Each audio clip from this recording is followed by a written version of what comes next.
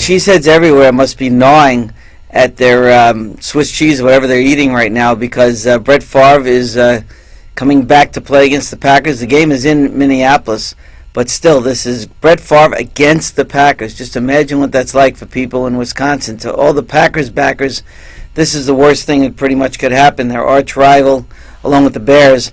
The Vikings now have number 4 in purple, and the Vikings are undefeated.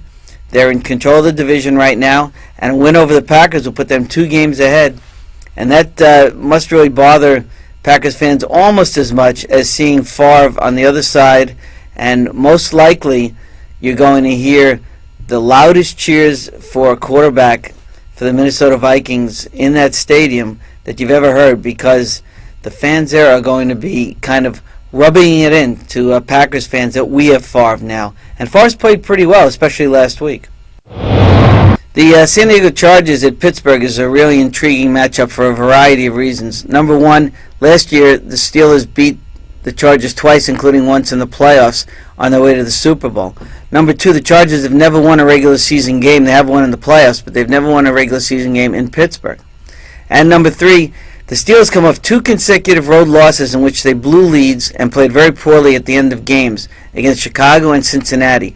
If the Steelers are going to turn things around, it needs to be this week, and it needs to be against a good team, because the Chargers can really move the ball. They've been plagued by injuries, and no one knows if LaDainian Tomlinson will have much of a role in this game.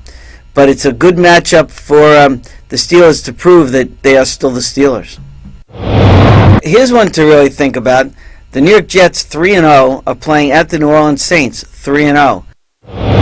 2 of the best teams in the league so far. The Jets doing it with excellent defense, very aggressive play on defense, and the rookie quarterback who's the first to ever win his first 3 starts in the league, Mark Sanchez.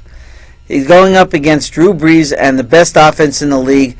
Brees is on pace to even surpass what he did last year when he was the Offensive Player of the Year. And the Saints are starting to get healthy, too, on offense. They've got just about all their weapons. This is a very juicy matchup between a real strong defensive team and a great offensive team. And the Superdome should be really rocking for this game.